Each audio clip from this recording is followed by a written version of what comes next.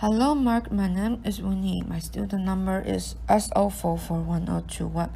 I'm a sophomore major in English, and the title is Save the Oceans. Fifth Award, Jackie Savitz.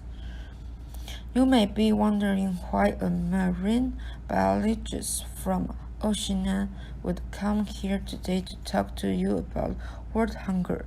I'm here today because saving the oceans is more than an ecological desire. It's more than a thing we are doing because we want to create jobs for fishermen or preserve fishermen's jobs. Is more than an economic pursuit. Saving the oceans can feed the world. Let me show you how. As you know, there are already more than 1 billion hungry people on this planet. We are expecting that problem to get worse as world population grows to 9 billion or 10 billion by mid-century, and we can expect to have greater pressure on our food resources. And this is a big concern, especially considering where we are now. Now we know that our arable land per capita is already on the decline in both developed and developing countries.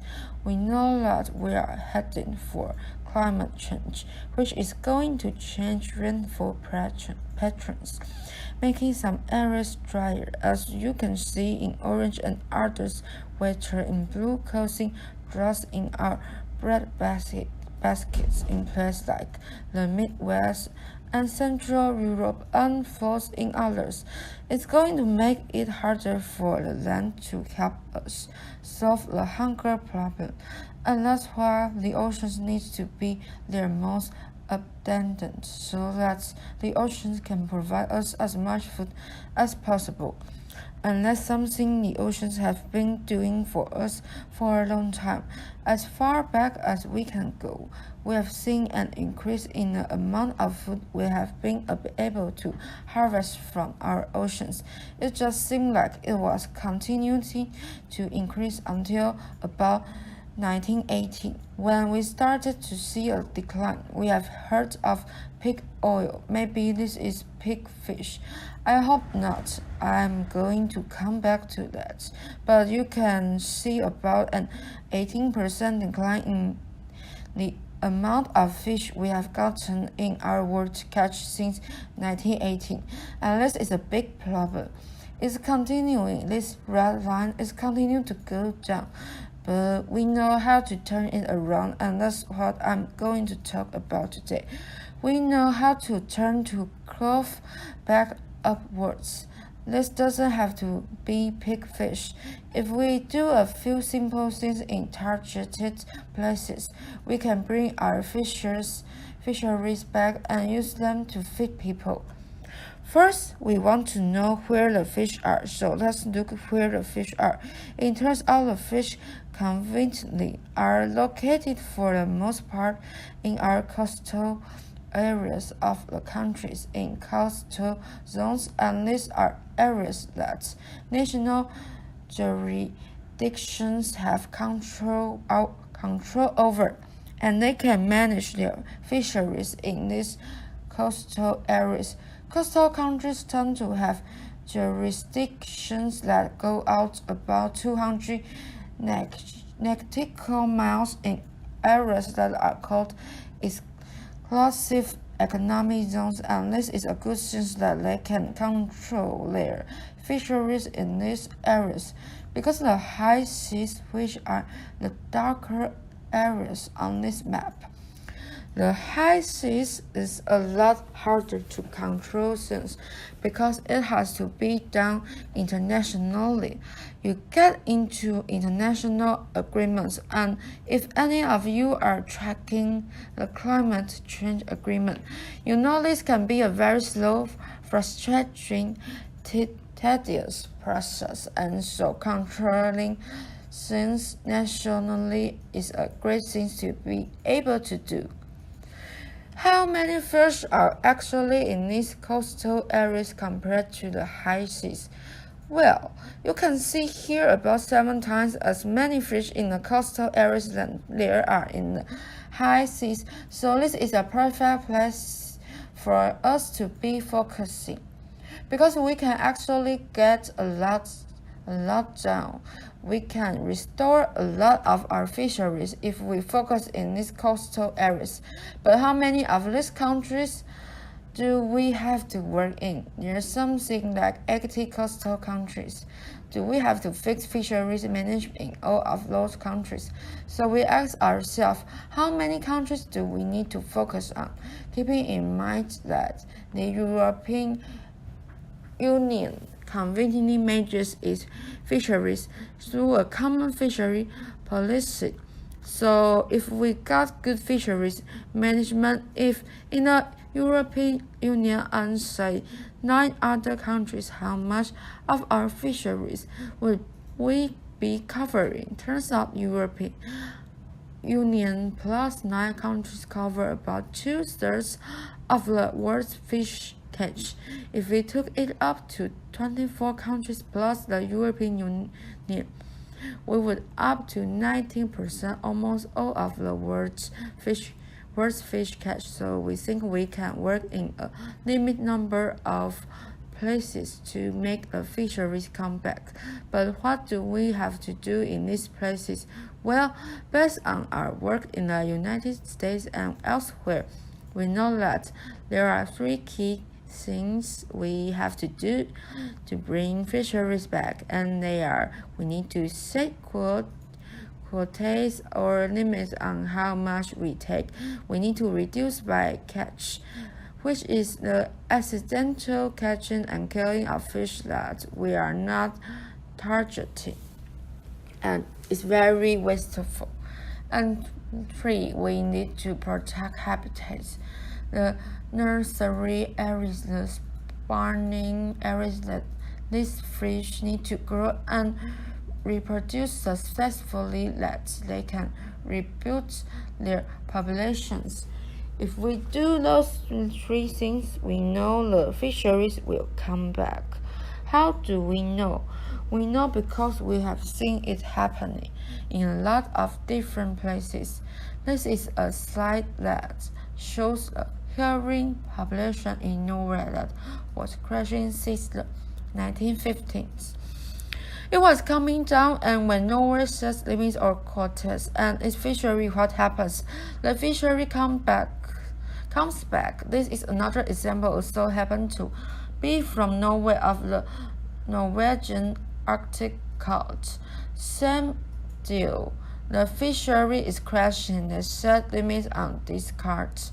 Discards are those fish they weren't targeting, and they get thrown overboard wastefully. When they set the discard limit, the fishery came back.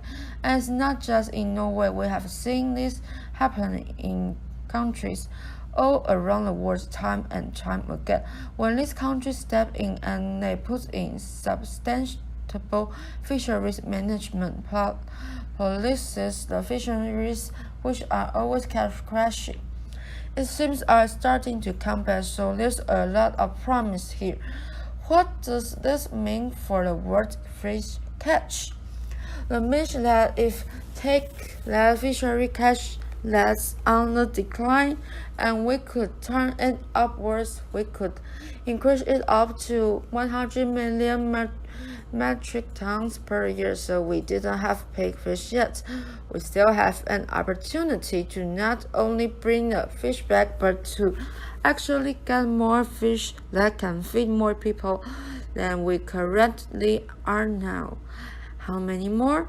Right about now, we can feed about 450 million people a fish meal a day based on the current world fish catch, which of course is going down, so that number will go down over time if we don't fix it.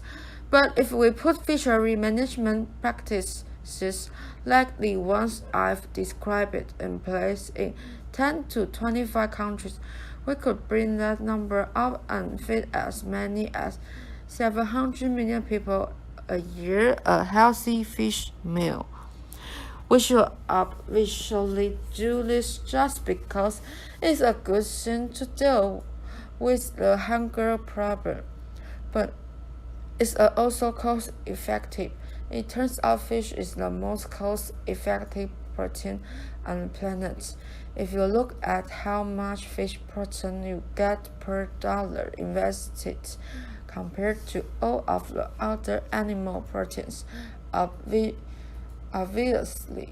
fish is a good business decision. It also doesn't need a lot of land, something that ensures supply compared to other protein sources, and it doesn't need a lot of fresh water.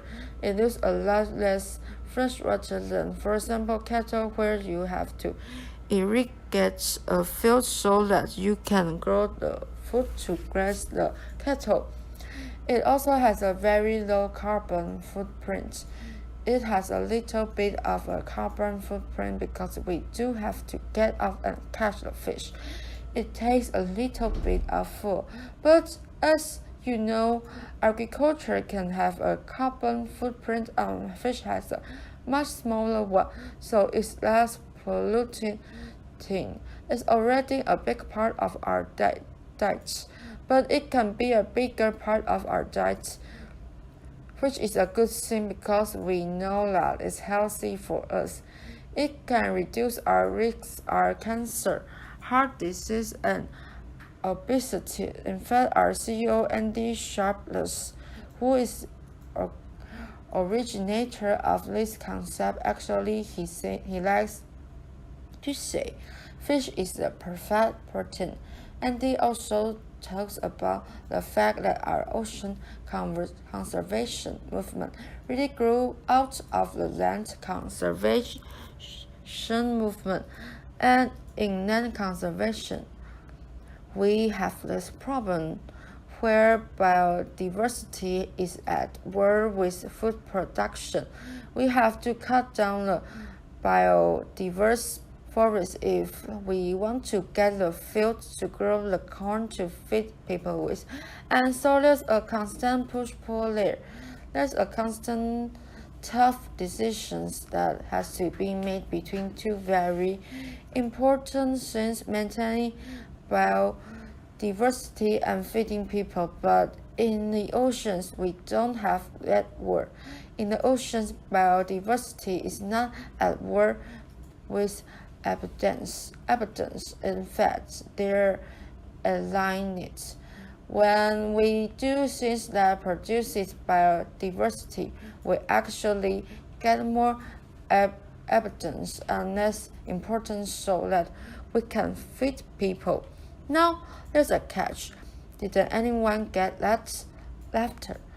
Illegal fishing undermines the type of sustainable fisheries management I'm talking about. It can be when you catch fish using gears that have been prohibited. When you fish in places where you are not supposed to fish, you catch fish that are the wrong size or the wrong species. Illegal fishing cheats the consumer, and it also cheats honest fishermen, and it needs to stop. The way illegal fish get into our market is through seafood fraud. You might have heard about this. Is when fish are labeled as something they're not. Think about the last time you had fish. What were you eating? Are you sure that's what it was? Because we test 1,013 different fish samples, and about a third of them were not what they were labeled to be.